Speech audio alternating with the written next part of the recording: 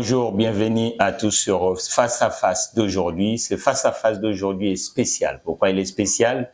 Vous savez que nous sommes une chaîne économique de l'espace francophone. Nous émettons à Kinshasa, la grande république francophone du monde. Mais nous allons parler aujourd'hui de l'économie dans le secteur privé, la sous-traitance. Vous savez que le président de la République, pour le deuxième mandat, il a décidé 6 millions d'emplois. Mais la personne qui est en face de moi aujourd'hui, c'est un grand politique, c'est aussi un avocat. Vous savez, les avocats sont là pour redresser et faire respecter les règles.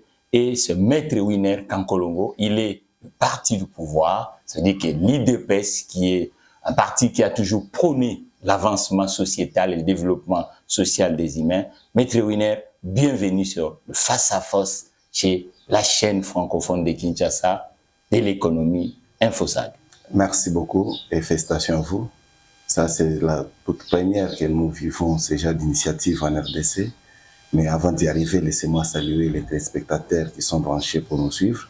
Et pourquoi pas tous les gens qui sont derrière les techniques, qui nous accompagnent. Et laissez-moi saluer aussi les chefs de l'État, parce qu'il est en train de se battre pour la réalisation ainsi que l'économie de la République démocratique du Congo, afin que ce dernier prenne l'assaut du développement. Et je vous remercie aussi pour l'invitation que vous avez réservée à ma personne. En tout cas, le plaisir est partagé.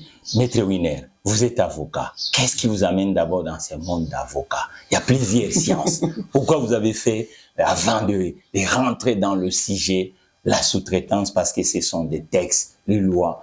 Qu'est-ce qui vous amène? Pourquoi pas être ingénieur? Mais vous avez choisi la profession d'avocat. Oui, merci. Moi, personnellement, c'était tout un rêve.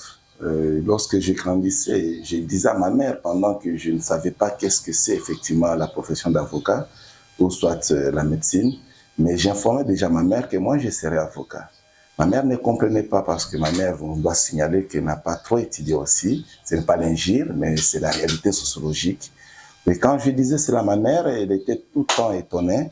Et par la suite, lorsque je suis arrivé à Kinshasa, nous sommes dans les années 94, j'ai terminé avec mes études secondaires, j'ai embrassé l'université de Kinshasa.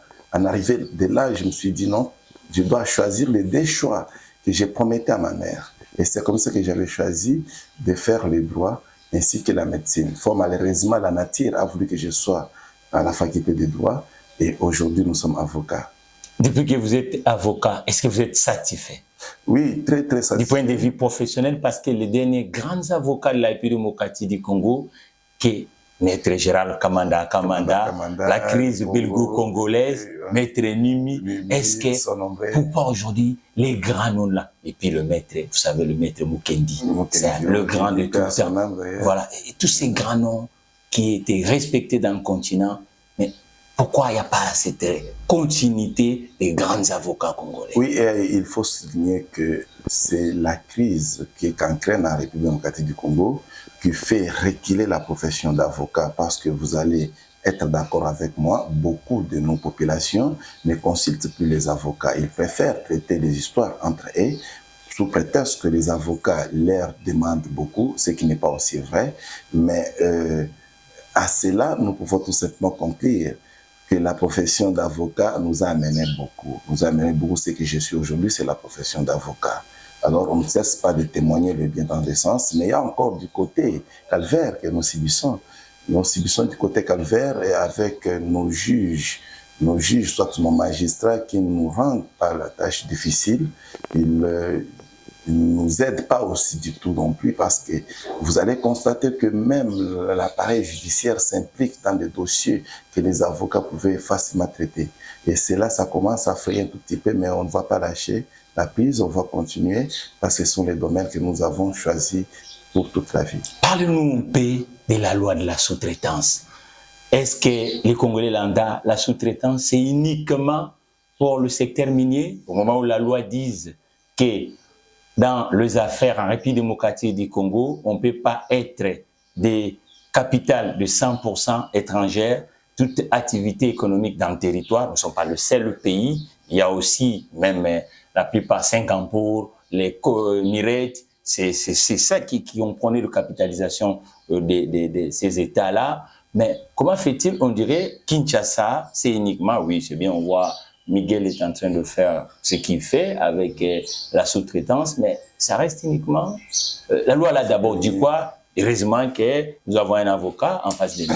Bon, ce qui est vrai, vous avez cité le nom de notre DG Michael, que je salue aussi en passant, qui est en train de battre un travail de titan. Et vous allez se souvenir qu'en République démocratique du Congo, depuis la belle arrête, c'est le secteur qui donne le bousculade dans la vie sociétaire, c'est l'espace minier. Et à cela, la RDC a perdu beaucoup d'avantages parce qu'on s'est focalisé dans un secteur où nous-mêmes, personnellement, on n'avait même pas la maîtrise de cela parce que vous allez comprendre ensemble avec moi, ce sont les Occidentaux qui ont venu nous montrer comment exploiter ou soit comment gérer nos minéraux personnellement. Et à cela, les efforts fournis par la RDC a démontré que ce secteur minier ainsi que le révitation du contrat avec l'avènement du code minier qui ont fait de telle sorte que les minéraux de la République démocratique du Congo prennent ne fût-ce que la considération sur la planète. Mais dans d'autres secteurs, mon frère, je vous dis que c'est du gâchis. C'est du gâchis, pourquoi? Parce que vous allez constater ensemble, avec nous, que la République démocratique du Congo n'a pas mis la politique qui devrait faire de telle sorte que d'autres secteurs de sous-traitance, bien évidemment, puissent évoluer. Vous verrez par exemple la SONAS, prenons l'exemple de la SONAS, ou soit OCC. Vous verrez que même sur le secteur de la OCC, les gens n'arrivent pas à comprendre la quintessence ou soit le travail dit à ce secteur. On vous laisse entrer des histoires en République démocratique du Congo, lesquelles histoires n'est même pas examinée, n'est même pas traitée, n'est même pas... il n'a pas eu le cutus pour, par exemple, le vendre à la République démocratique du Congo, mais par conséquent, c'est notre population qui en consomme. Et quel est le vrai politique, ou soit la vraie politique qu'on doit mettre en place pour élaguer des subtilités qui Maître, vous qui êtes légaliste, à part la loi sur la sous-traitance, nous avons aussi la loi sur le petit commerce. Oui. Et aujourd'hui, on ne sait pas qui est fournisseur, qui est distributeur en République démocratique du Congo. Est-ce que c'est le problème de la législation de commerce ou c'est le problème de praticiens que vous êtes, les avocats, qui n'arrivent pas à égayer parce que nous sommes en chômage de masse? C'est pour cela le président Tshisekedi, vous êtes de l'IDPS, c'est vous qui êtes en train de gérer la destinée nationale, le parti de fait Dr Étienne Tshisekedi, qui est aussi votre confrère dans le métier d'avocat, qui vous a précédé. Maintenant, qui a fait des études de droit, lui, il n'a pas pratiqué comme avocat, mais il a fait des études de droit. Voilà, il est docteur en droit.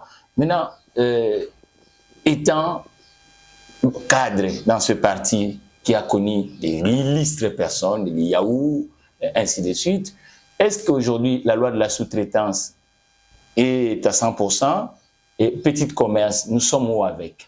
Parce qu'on voit, ceux qui devaient être les fournisseurs sont aujourd'hui distributeurs, le capital, le microéconomie, les petites entreprises des capitaux congolaises se plaignent qu'ils n'ont pas les avantages que les Kisombe avaient et que les Kindwelo avaient quand ils ont commencé à entreprendre dans ce pays. Sincèrement, on doit se dire la vérité en face. En République démocratique du Congo, le chef de l'État est en train de donner le go pour que d'autres organisations en République démocratique du Congo puissent subventionner, par exemple, les entrepreneurs. Mais vous allez constater qu'il y a un monsieur que je connais, je ne sais pas si c'est vous, Mathieu Tagizala, qui dans ces pays a fait beaucoup, mais on n'arrive pas à subventionner ce monsieur-là.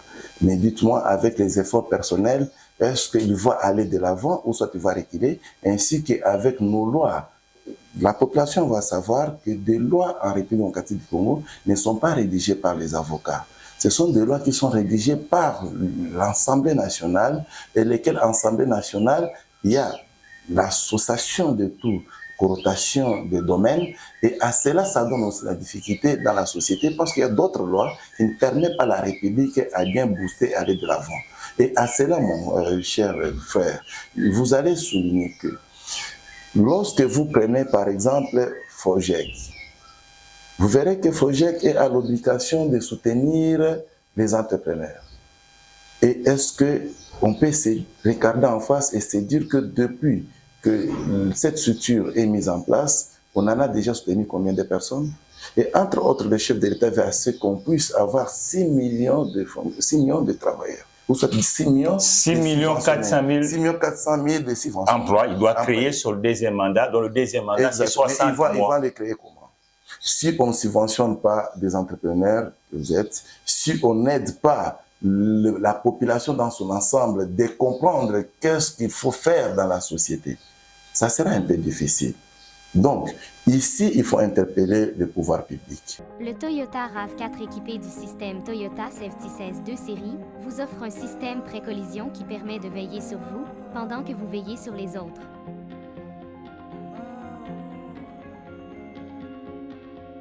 Actuellement, équipez-vous Toyota RAV4 chez Spécial Auto Garage. Il ne suffit pas seulement que les chefs parlent, mais il faut mettre ce qu'ils disent dans la pratique. C'est ce que nous constatons ici en RDC. Les gens ont l'habitude de se plaindre au lieu de travailler. On ne travaille pas non plus. Nous invitons tous les organismes qui sont à côté de l'économie, la NADEC, FOGEC, FPI, ils ne vont pas venir parce que vous allez étaler leur mauvais comportement sur la place publique. Mais le président de la République a donné un go. Le go, c'est quoi? 6 millions d'emplois qui doivent se créer dans l'espace de 60 mois. Et l'État qu'on appelle la République démocratique du Congo a plusieurs organismes qui doivent faire de sorte que ça puisse être matérialisé. Exactement. Et aujourd'hui, dans l'histoire de la République démocratique du Congo, nous avons mis en place un média de l'économie, de l'investissement et de l'entreprise. Et c'est ici, toutes les entreprises, nous sommes en plein 21e siècle, maître, et si vous connaissez les entrepreneurs, regarde, c'est là où ils doivent venir promouvoir. Mais c'est de là que moi, ça me fait mal. Ça me fait mal pour voir que des bonnes choses en RDC, les gens ne tiennent pas compte. Les gens ne viennent pas pour comprendre et pour toucher l'importance que ces derniers résultent. Vous pouvez comprendre que mettant un cadre trop précis comme ça pour la République et le pouvoir public semble être, n'est pas intéressé. Mais qu'est-ce qu'il faut faire au juste? Si jamais un individu, un Congolais de bonne foi, accepte d'accompagner le chef de l'État, et vous qui avez la mallette du pouvoir, vous ne voulez pas venir l'accompagner, ça démontre déjà la mauvaise foi. C'est de là que moi j'invite les gens. Maître, un mot sur l'actuel Premier ministre. Ah bon, là vous m'amenez à la politique. Voilà, oui, la politique, elle est globale, elle est dans tout le secteur parce qu'elle va gérer la partie économique, la partie institutionnelle et la partie administrative. Maintenant, un mot sur Madame Judith, qui est économiste, et même pas longtemps ministre de plan. Il y en a qui disent qu'elle a piloté le PDL 145 territoires. On en est où? Les taux d'exécution avec ce programme que Madame Judith avait. Monsieur Mathieu. Et ça crée combien d'emplois? Monsieur Mathieu, avant d'y arriver là-bas, il faut d'abord comprendre que la République démocratique du Congo avait besoin de pousser la femme. Cela, nous ne l'avons jamais connu en RDC. C'est depuis 1885 que la RDC n'a jamais connu comme Premier ministre une dame. Et laissez-nous féliciter le chef de l'État ainsi que Madame Judith Toluka. Nous osons croire, vous et moi, si nous décidons aujourd'hui d'accompagner Madame Judith Toluka, elle va faire de meilleures choses. Est-ce que vous voulez me dire que si jamais Madame Judith Toluka vous prenez comme expert dans son cabinet en matière économique, vous ne saurez rien faire et vous ne saurez rien aider la dame? Parce qu'elle-même a fait des études en caractère économique. Et l'expérience que moi, personnellement, j'ai dit à faire les analyses et à suivre les pas que vous avez passés, vous êtes sûr que la RDC n'aura pas un crème qui va sortir notre République dans les poufs. Et c'est de là que nous disons, encourager madame, elle est capable, elle est intelligente, nous supposons-nous que d'ici peu de jours, elle va établir le programme du gouvernement. C'est en fonction de ces programmes-là que nous allons commencer à juger madame. Mais présentement, prenons notre verre d'eau, buvez-le, prenons notre calme, attendons que les programmes soient établis. Mais ce qu'elle a fait dans le temps jadis, je vous rassure que le ministère des Plans c'est un grand ministère de la République. C'est un grand ministère de la République. Vous n'êtes pas sans ignorer qu'au ministère de Plan, il y a même des projets qui datent de 1960, qui ne sont pas exécutés. Et à chaque fois qu'il y a toujours des remplacements de ministres, chacun des ministres a besoin d'élaborer aussi ces projets qui est de l'air. Mais en conséquence, nous sommes en train d'encaisser des projets, mais l'exécution pose problème en RDC. C'est faute aussi des moyens. Est-ce que Félix Tshisekedi, nous avons vu quand même le programme de 145 avancer. Est-ce que Mme Toulouka va faire ce que Ousmane Sonko cherche à faire au Sénégal? Parce que Ousmane Sonko, je vous informe, devient maintenant le Premier ministre de la République du Sénégal. Exact. Maintenant, elle sera celle qui va amener rupture. Dans la façon de faire, elle va s'appuyer dans quoi? Est-ce qu'il faut chercher l'emprunt obligataire? Est-ce qu'il faut réduire le fonctionnement, tout ce qui passe sur l'État? Ou il faut baisser les impôts? Comment Mme Toulouka va essayer? Il faut savoir, tout est prioritaire en République démocratique du Congo. Il n'y a aucun domaine que nous pouvons mettre de côté. Nous sommes obligés de se focaliser, embrasser les tout pour donner un fils de sourire dans chaque domaine et que tout le monde puisse se retrouver. La RDC a un problème d'homme, mon frère. Et vous êtes là, maître. Non, mais vous êtes parmi ceux qui ont suivi la route du docteur Etienne Tshisekedi. C'est pour cela, je pense que vous êtes en politique. Mais on n'a pas encore eu ces chances-là. Je pense que la nomination, c'est dans le secret du chef de l'État.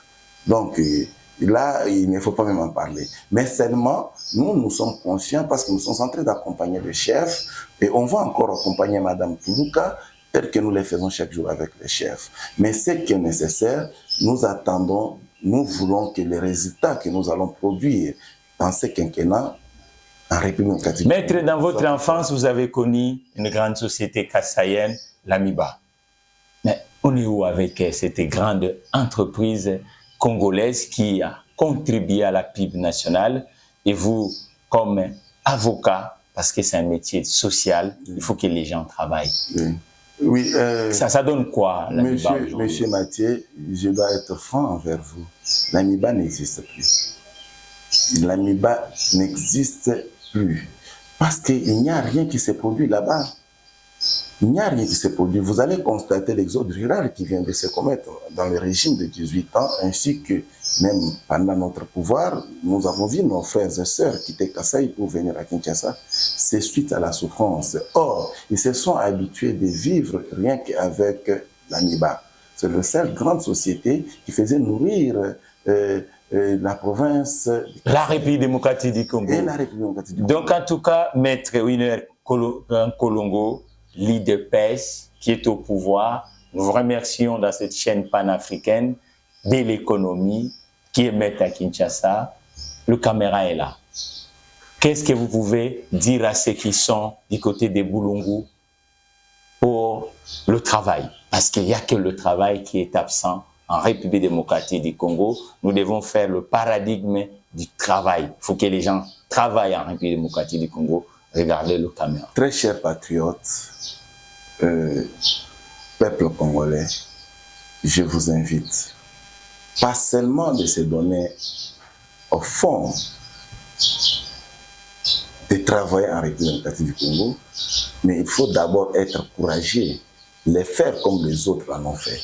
En République démocratique du Congo, nous avons des exemples à suivre. Je vous invite de suivre l'exemple de M. Mathieu Tadzana, parce qu'il a accepté de donner sa vie pour le bien-être de la nation congolaise. Et à cela, ça peut nous faire, nous autres, des grands hommes en République démocratique du Congo. À ce jour, je vous invite encore d'aimer la République démocratique du Congo et soutenir son Excellence, M. Félix Tshisekedi Tshilombo, pour l'évolution de la République démocratique du Congo. On n'en a pas deux, nous avons que ça comme État. Aimons la RDC, aimons tout ce que nous faisons pour que la RDC de demain soit meilleure que jamais. Nous vous remercions. Quant à moi, le prochain numéro, c'est Face à Face.